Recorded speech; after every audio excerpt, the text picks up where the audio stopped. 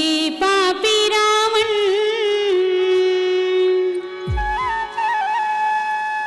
हर के सीता ला ले गे कहाँ।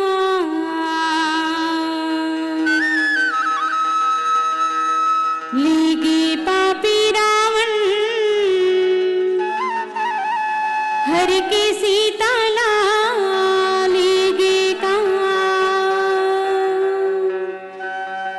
ले गे पापी रावण, हर के सीता ला ले गे कहाँ। ले गे पापी रावण, हर के सीता ला ले गे कहाँ। ले गे पापी रावण, हर के सीता ला ले गे कहाँ। ले गे पापी रावण, हर के सीता ला ले गे कहाँ।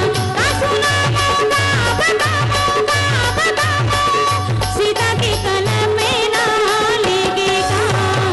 ले गे पापी रावण, हर के सीता ला ले गे कहाँ। ले गे पापी रावण, हर के सीता ला ले गे कहाँ।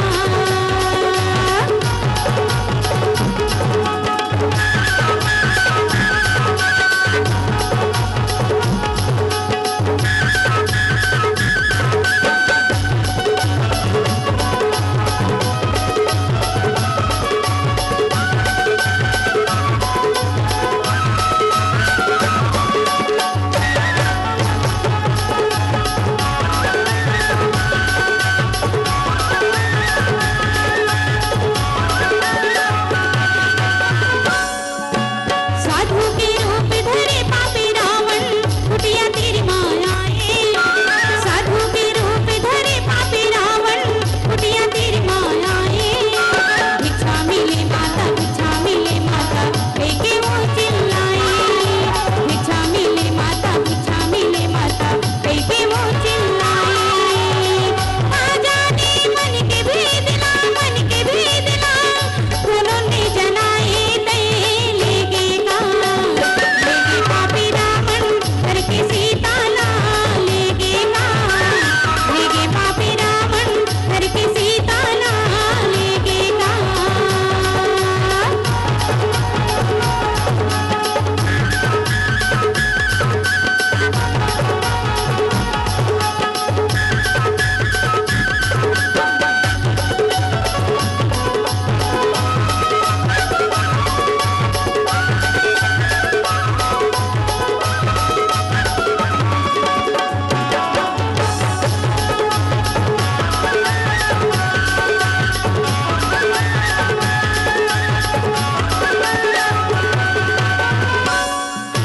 नौभा भक्ति कहे उते पाही, रामा हो सिया रामा।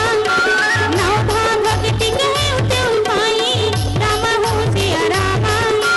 सावधान सुन धर मन माही, रामा हो सिया रामा। सावधान सुन धर मन माही, रामा हो सिया रामा। प्रथम भक्ति सत्संग कर संगा, रामा हो सिया रामा। प्रथम भक्ति सत्संग कर संगा, रामा हो सिया रामा। दूसरी रति मम कथा प्रसंगा, रामा हो सिया रामा। दूसरी रति मम कथा प्रसंगा, रामा हो सिया रामा। का सुना मौका बताओ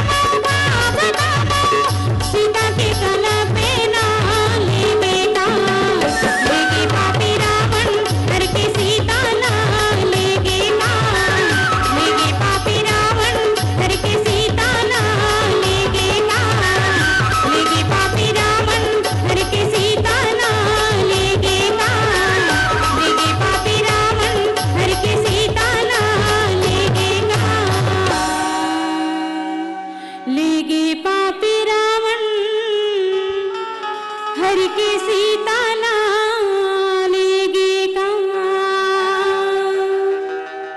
अगर आपको हमारा ये वीडियो पसंद आया हो तो लाइक, कमेंट और सब्सक्राइब ज़रूर कीजिए।